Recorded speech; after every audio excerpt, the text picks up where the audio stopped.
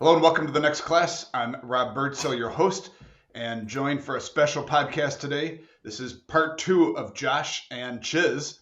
So if you have not listened to part 1, pause, go listen to part 1. You get formal introductions, but if you want to be a nonconformist, that's cool. You can keep listening. I'm joined by Josh Hale, CEO of the Big Shoulders Fund here in Chicago, which manages and supports a number of Catholic schools. How many, Josh? 80? 92 now. Oh, 92. I was close. 92 Yeah, schools in I lose track. urban Chicago and Gary, Indiana, and joined by Chis Chandler, who is the longtime headmaster of Salisbury School and currently the president of Chis Chandler Consulting. C3. Did my research, Chis. I like it. Yeah. And it looks like Josh may have frozen, which is a perfect image of Josh. Just he can't talk right now. We can talk about him. Can you hear me? Yeah, we can hear you though. Oh, I thought we had you muzzled. Yeah, listen. There's one thing. I'll go dark on this, but definitely not going without a voice. I'm fighting for airtime here. All righty, gentlemen, let's jump into it here. We have two subjects to finish this podcast that we didn't get to last time. The first will be fundraising, and the second will be the teacher shortage crisis facing education in America. So heading into fundraising, and actually Josh did something fun yesterday that if you haven't done, you should try. Nico, our producer, had me on Facebook Live. Ooh. Have you done Facebook Live, Josh? That sounds very like Jen, something that we are not, but I'm impressed. I've not done Facebook Live. I've heard about it. It's a little intimidating, and I totally screwed it up. Whereas this, it's great because Nico can edit us when we screw up and all that. We were live, and I'm getting texts from Nico. He's like, "You're on." I'm like, "Oh, I'm on now." So they did a second take. I think they deleted the first one, but people were watching and listening. It was pretty funny. Where I was like, "Oh man, this is not like doing a podcast." But I think I recommend it, Josh. You would be great at it. So let's jump into it, though. We're not doing live. We're in an old-fashioned podcast here. So fundraising, gentlemen, you both have had tremendous success.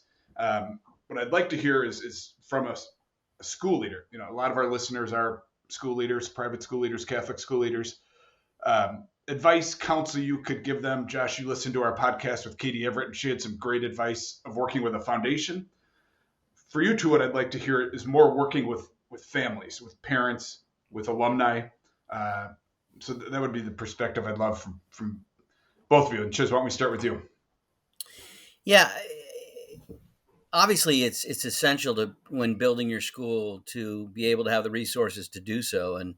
And fundraising, especially if you're a private school like the ones that I worked for over the years, there's no government money, and it's eat what you kill kind of stuff, and it really begins with research, knowing your donor base, and there are all kinds of search engines that you can figure out who in your constituency is a prospective donor, and then obviously cultivating those relationships over a significant enough period of time that you really know the donor and know what he or she is interested in, and then matching your vision, hopefully with what their interests are, and that's when it really all comes together. If you have something that you're interested in doing for your school, and they're interested in supporting it, it's something that they believe in as much as you do, or hopefully as much as you do. That's when you can really, turn the needle, spin the needle, and accomplish some great things. But it really, it all goes back to the relationship between the asker and the donor. I remember being a young headmaster, and all of a sudden you have this expectation where you're going to raise a lot of money for your school. And I hadn't really asked anybody for big sums of money before. And it's, in the beginning, it's scary. You can have a great relationship, but when it's time to make the ask to get that number kind of sticks in your throat sometimes. But it's one of those things that the more you do it, the better you are at it, and hopefully a leader begins to like it. If you don't, it's a battle all the way through. But I got to really enjoy it, and the results speak for themselves. So. But I remember you talking to me, Chis, about it, that you said something that you just really liked these parents and alumni that you were working with. And I Yes. think, I mean, you're a people person. You like to be with people. I think that just I can see you doing that, transitioning, that you just want to be with these people. No, when schools have great success raising money, it's usually the combination of some very generous alumni, and some very likable school leaders, and a shared vision between those two groups. But you're absolutely right. Like, I love being around people. I love talking to people, and I love talking to people about my school because I loved my school. And people sense passion, right? When you're chatting with them, they know when it's just another day, or when you're like really excited about a project or a specific initiative that you're raising money for. And I'm sure Josh has had those same moments. People can tell genuine and authentic, and I think those two qualities in a fundraiser are really important. I think the most important word you said in all that, Chiz, was passion. Yeah. And I've watched Josh work a room, and the passion is just exuding from Josh, and all great fundraisers. Jeff Thielman. I mean, talk about passion. John Foley, and so I would say that word is the key, just passion. And I was actually talking, Josh, to John Foley the other day, and he said that exact thing. He said, I think the most important thing in a leader is passion. So Josh, let's shift to you. You've been fundraising since your days at Cristo Rey in 2000 and 2000. So 24 years you have been, I mean, leading an organization since you got to Big Shoulders, but would you say your primary role is fundraising? It is. And something Chiz said, I love being out, meeting with people, sharing news about the mission, the impact, and talking about the future. And so it's my favorite part. I wish I was spending more time. I feel like I get into other things and, sidetracked for things, kind of internal. But my favorite part is to be outward bound, meeting with. And the thing, passion, I think, is everything. Or said differently, that, the folks that I've hired that have been most successful are those that are totally on for the mission. And, no differently, I wouldn't be very good if someone said, go raise money for X, Y, or Z, because it's just not I didn't join Cristo Rey because I love fundraising. I've grown to love it because it's about relationships, but it was because of a mission that was really exciting to me. And, if you sit down and talk to Chiz and listen to him talk, it just comes out of him, the love of Salisbury and the mission and just education in general. And so I look at people like Chiz and Father Foley and, so many of our friends who are leading or in fundraising. It is that sense of mission that comes through. But I also, you talked about, foundations and individuals. I think the other thing that I heard Chiz talk about that really resonates with me is that the day you start seeing it as transactional or as simply kind of a notch, like I asked for, I raised X, it's more about what did you achieve with that? What was the impact of that? I think that is a great message, that when you're, so as they're in this, you are in deep relationship over time with folks, and they don't want to hear everything's perfect and wonderful, and that's not authentic, it's not true, and they're looking to make an impact, and so they want to solve issues. So if math scores are low, or if your leadership pipeline isn't working, or if your college matriculation rates, I always think being honest and saying, this is what we're working on, we need your help, and consistently following up with those deliverables. That you have to be honest and see it as everyone wants to see progress, and not everything's going to work.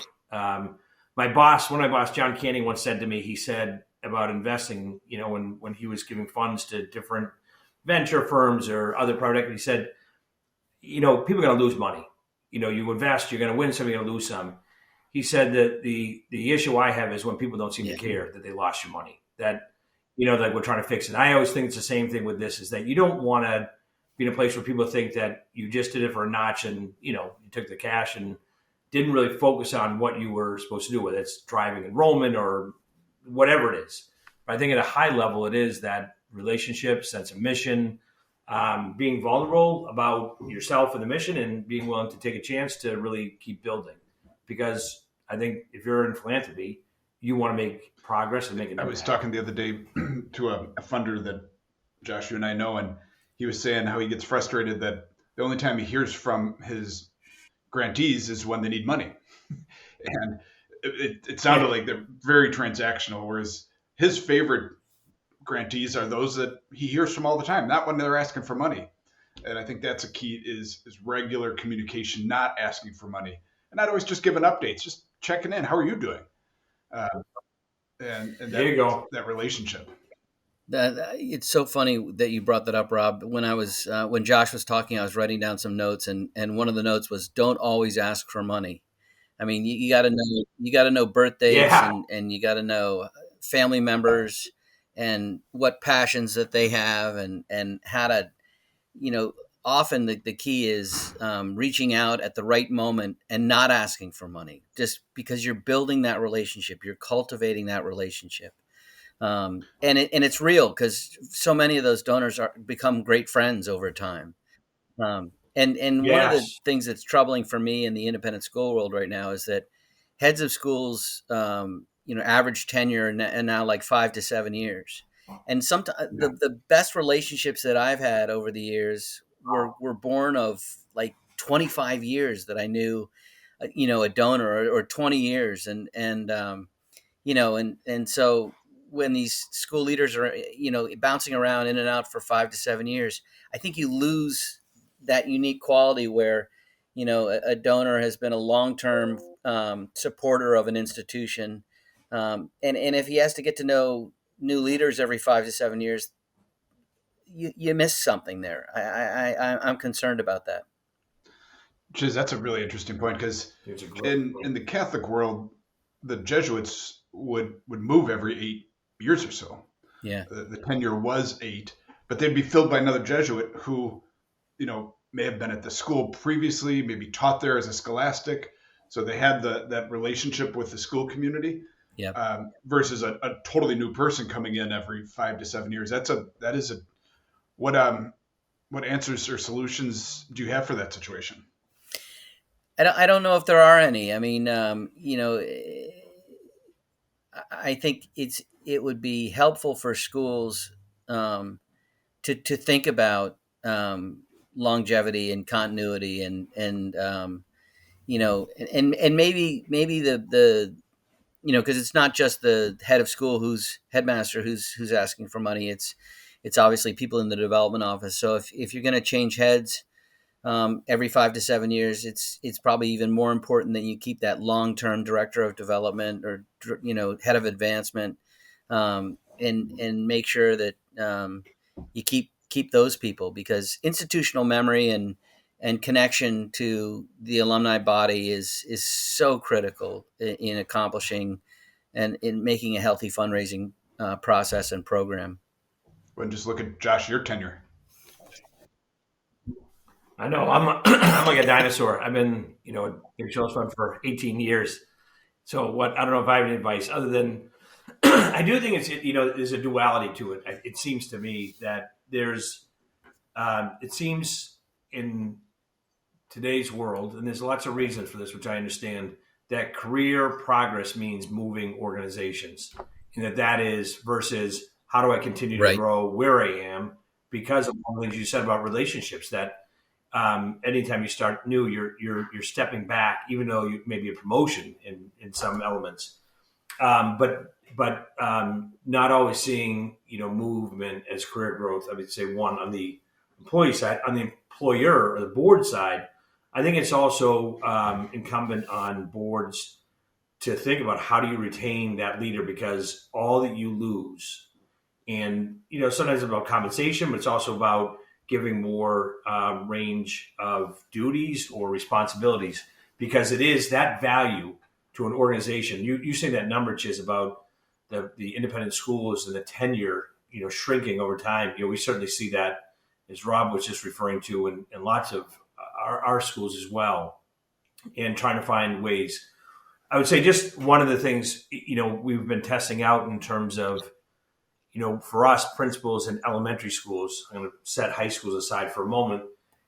The tenure, whether you look in public schools nationally, private schools, Catholic schools, charter schools, the tenure of a principal is like 3 point something years. It's very short. When you go into under-resourced communities, it's even shorter. And we were trying to, think about ways to, spread that out. And so we have a program we're doing. It's called Sullivan Fellows, which is high-performing principals, all based on data and KPIs, that if they get into being a Sullivan Fellow, they get a kicker every year, a bonus. And if they make 5 years, they get a big bonus. And that is certainly one part of why they stay. And this is based on surveying and talking to them. But the other part is we've now expanded their leadership.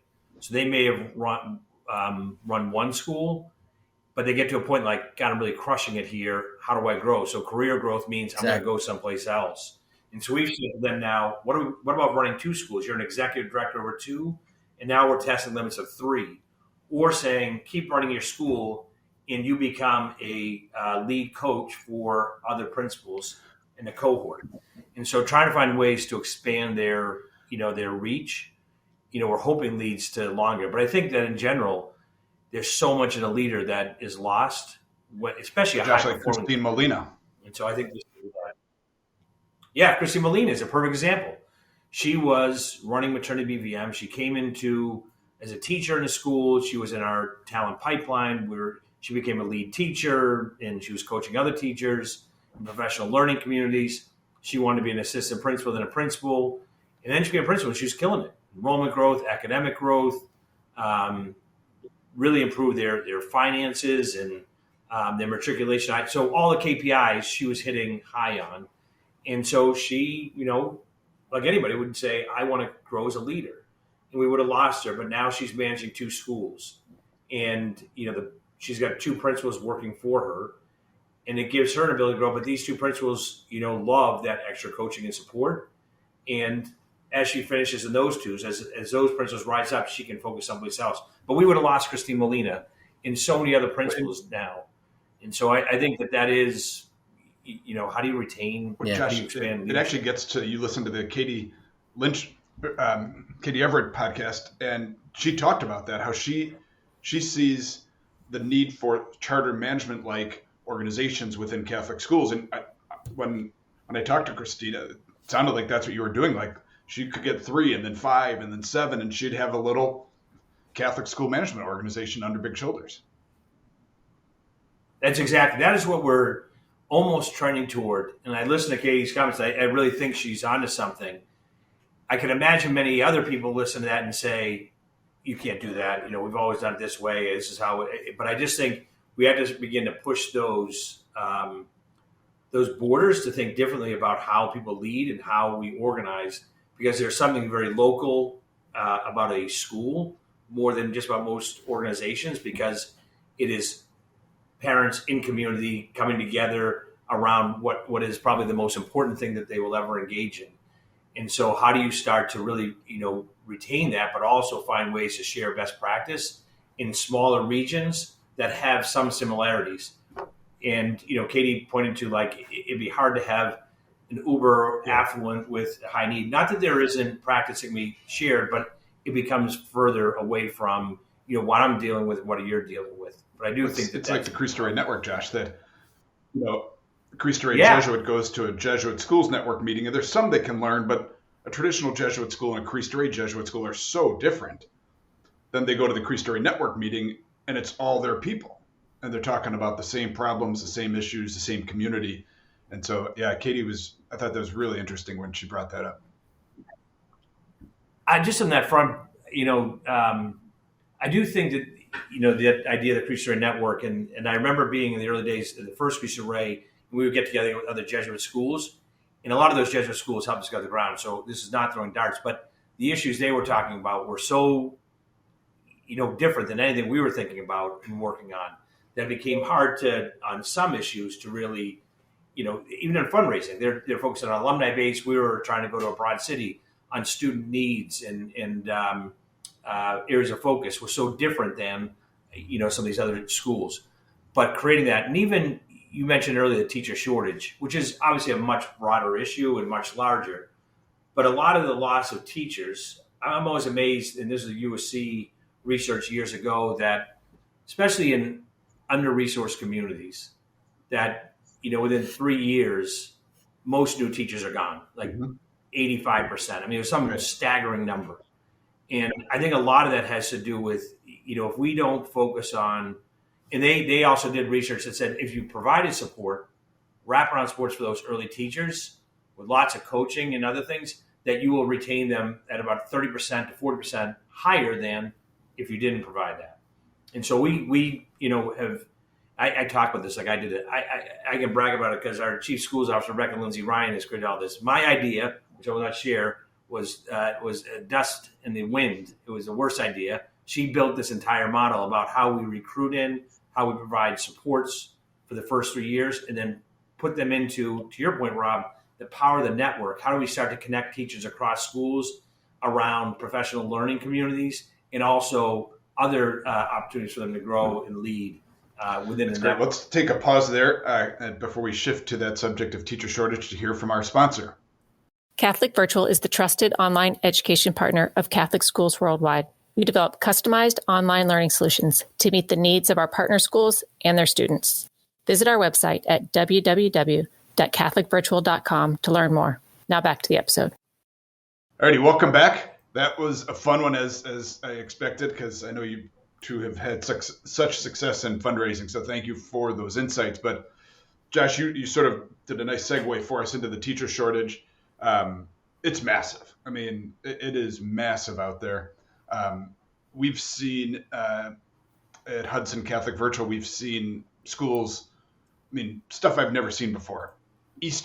Literally Easter, presidents calling us, I just had a teacher leave. I'm like, what? In April? Thanksgiving. When I was teaching, when I was in schools, I never, ever saw, 20 some years in schools and never saw somebody leave in the middle of the year. We're seeing schools all over the country, teachers leaving in the middle of the year. Some because they're getting poached from the public schools, but some are just like, I'm done. It was a little bit happening pre-pandemic, but in the pandemic, it was just brutal. And would love to hear your thoughts, strategies. Josh, you're in the thick of it. Chis, you're working with schools all the time. First, what you're seeing in the teacher shortage. Are you seeing it out there? Is it a problem? Yeah, I like you said, it's such a massive problem nationally, which I think the solutions are far beyond what we're doing. I think we're all finding strategies, speaking for us, finding strategies to do the best we can at retaining the best teachers possible and retaining them over time.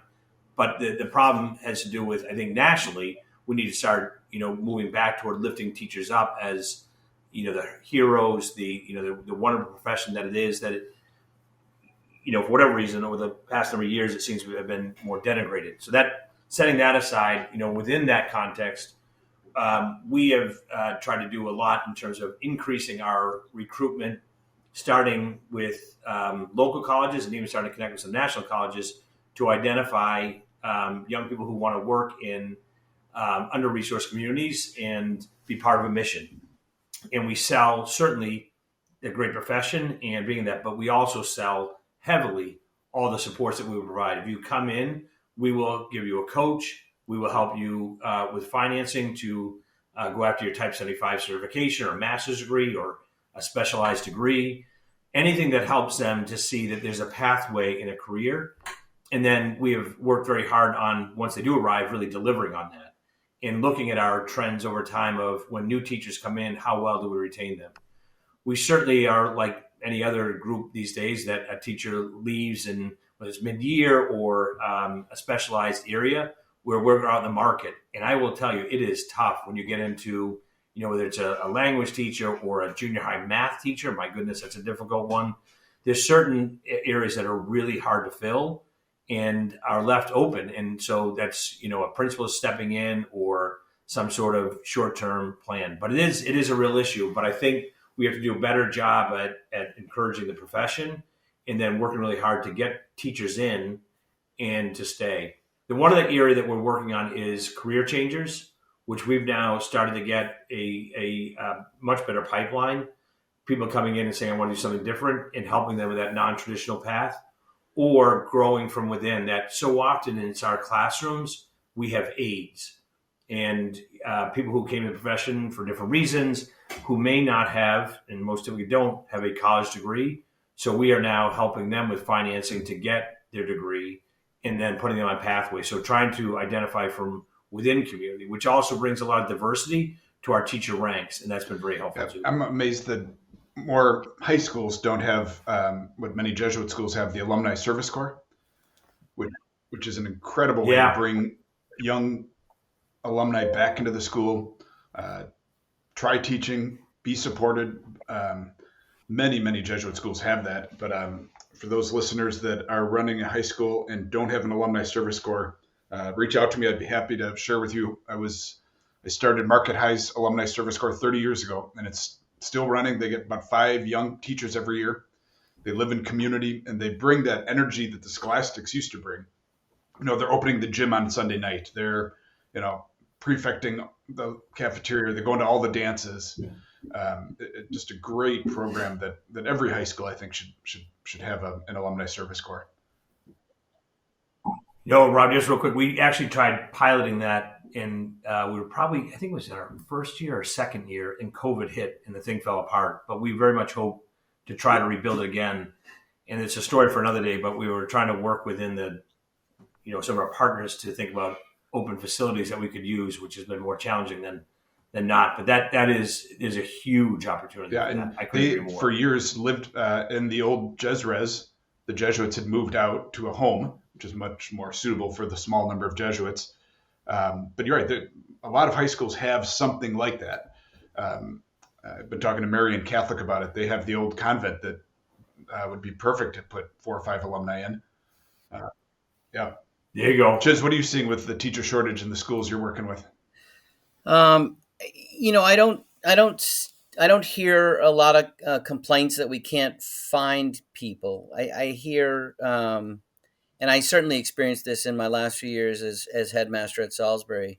The current younger generation is a little impatient and wanting to move up very quickly and less comfortable with really building a skill set and going from teaching 2 sections to 3 sections to 4 sections and the time squeeze between just starting out and being a master teacher. They want to be a master teacher after 2 or 3 years, and it takes time to build that skill set to be a really effective educator, and so that's one of the issues. I think the pay gap is still pretty hard for schools, independent schools especially. So I was thinking about when Josh was talking, there used to be 2 sayings, and maybe there still are, but if you committed to being an independent school teacher, you were committing yourself to a life of poverty,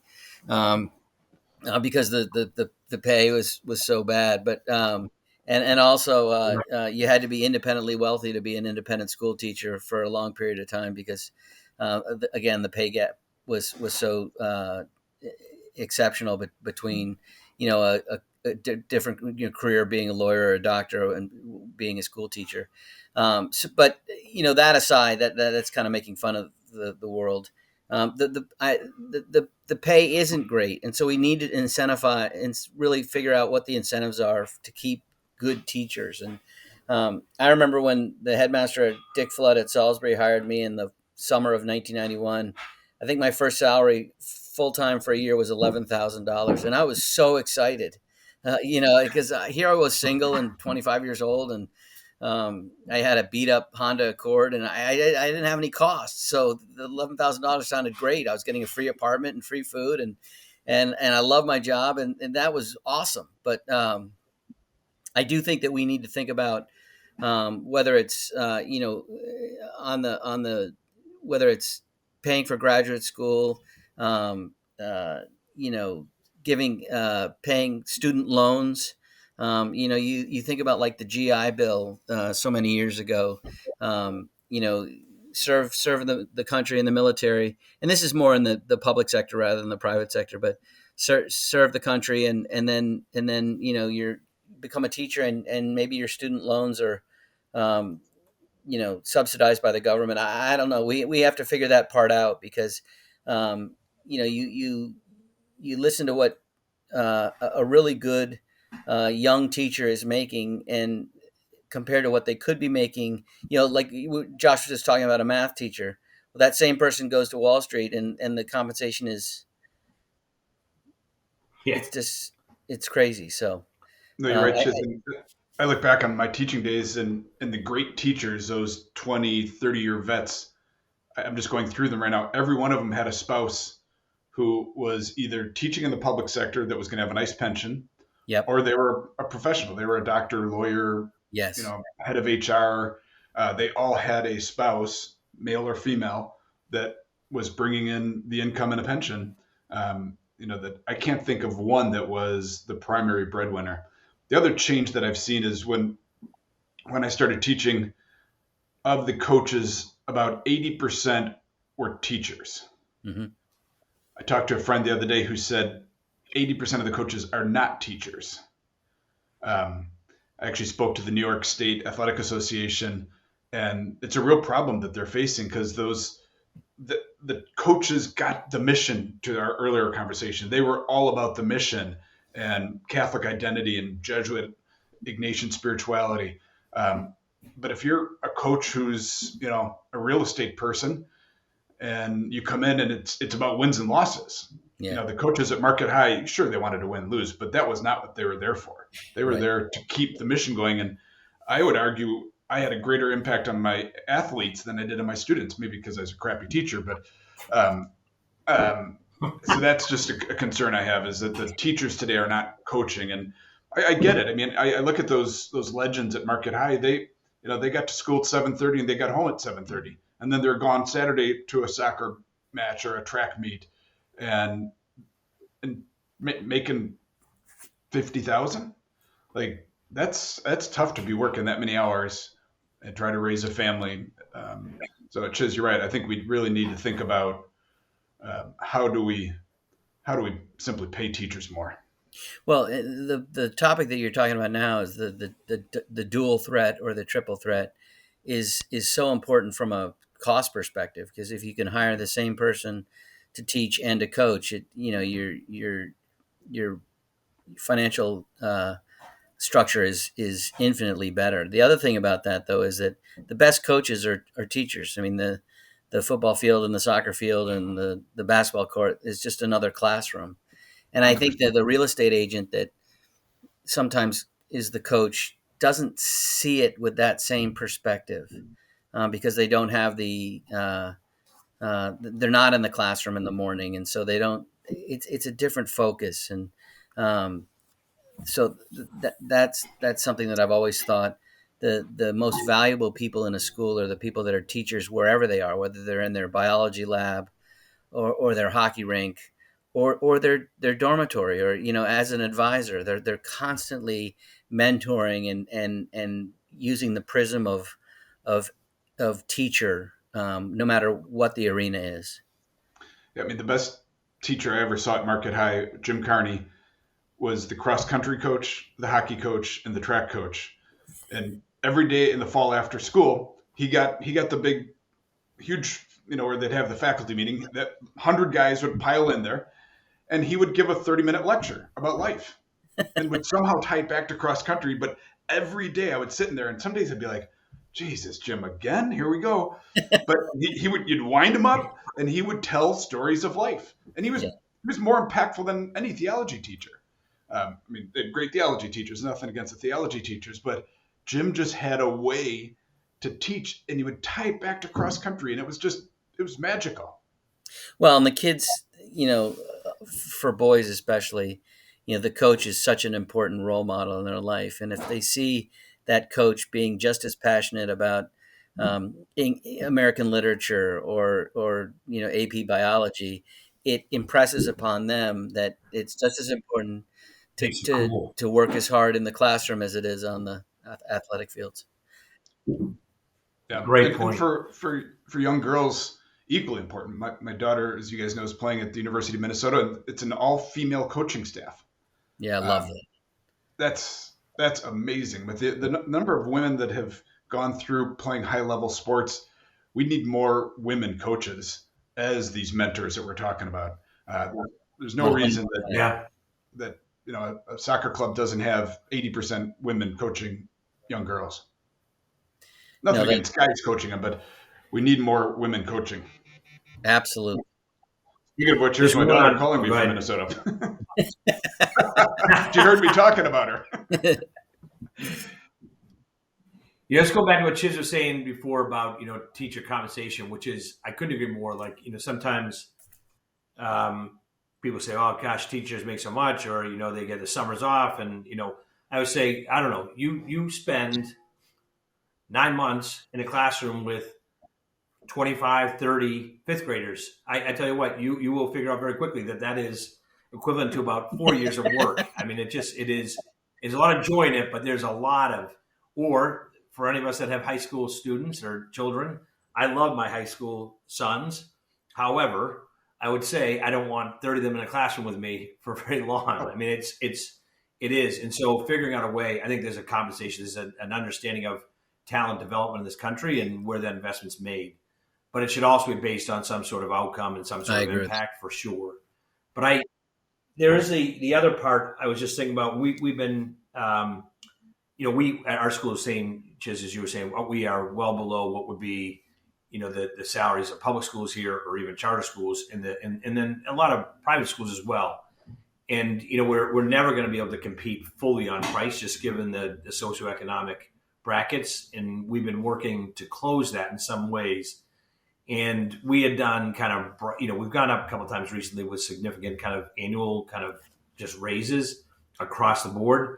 We also have been running some, because we are paying teachers now to be professional learning coaches or to lead a different program, our Stattle camp in Wyoming or different things, lead teachers or even coaches in some instances. But we started wondering, what do teachers think about? What is the gap? Like literally, what is the gap between them saying, I am going to stay or leave? And so we surveyed all teachers and we came up with a number of something like 10,000. I forget the exact number, but it was something around that. And that was the difference. And we obviously are selling, when we go out to recruit, we're selling the entire package, like all the different professional. We focus a lot on that because our survey data also said that teachers said, which is crazy, even more than pay, invest in me. I'm a professional, treat me like a professional, invest in me. So professional development, professional opportunities. But we shifted from from headquarters say, based on we know the gap, instead of us saying, we're going to try to do some sort of test of how do we retain, especially our most promising talent. And we're running a pilot, I think it was with 6 schools. And essentially we gave them all a lump sum of money. And we said, you can spread this across like peanut butter across all your teachers to close that gap. You can use it to retain, your key leaders, those that you think that really are really locking in your culture and, or teach junior high school math, which is hard to fit. Whatever it is, you can decide, which is always hard. You want to say, but maybe you should do it this way because it feels like, I or our team has the answers. But we've been running this, and it's very interesting to see how each principal is approaching it to retain. And so we're going to run this we're in our first year of it to see what it turns out. But I do think some of the retention is going to be, especially if you are in schools where it's going to be harder to close the entire gap for earning, but also at the same time, how do you retain talent and how does a principal locally think about that? I think we're going to learn a lot, and hopefully it informs how we think about compensation moving forward. And that there's certainly a salary, but there's also some meritocracy built in for helping, those that really pull all of us to be better, whether it's a teacher, an assistant principal, a principal, whoever it is that pulls that local community, but our broader network. to be better at our overall. I think those We'll are great. have you on next year to hear about that. Chis, you want to wrap us up here? I was just Final going to say, Josh made great points, and I think all of us can look back on our lives and remember a person or two or three that made helped us become who we are, and we have to do a better job of taking those people and telling their stories.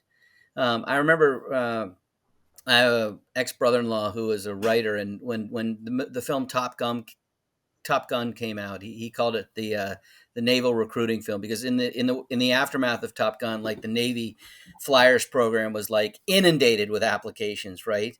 And there have been some films over the years, like Mr. Holland's Opus, that tells the story of this wonderful teacher who changed so many lives. We have to do a better job, and in this day and age of social media, we should be able to do this. Great.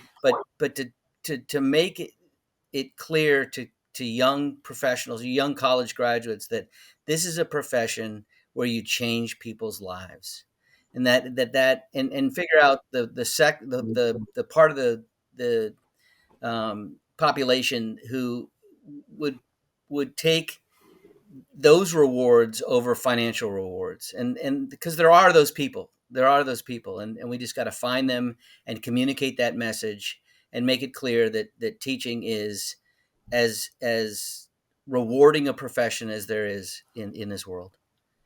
That's a great way to That's close it out. beautiful and so spot on. Great final comments. Gentlemen, we could go on, and we should plan on a reunion next year to have the Josh and Chis show back. For episode. We're going to be on location together, though, next time, Rob. I think that's the next We that's could the next do that. level. Come down here. to the Amerigo office, get Chis in there. And we used to have a recording studio, so we could pull out the old equipment. Love it. Great. Thank you guys. I know Amen. you're both so busy, and great to spend time with you. Really interesting discussion. Again, for those that want to learn more about the Big Shoulders Fund, Josh, the website is BigShouldersFund.org. great organization helping many communities in Chicago. Thank you both for being on. And to our listeners, if you enjoyed this, please like it, share this podcast, and hope to see you on the next class.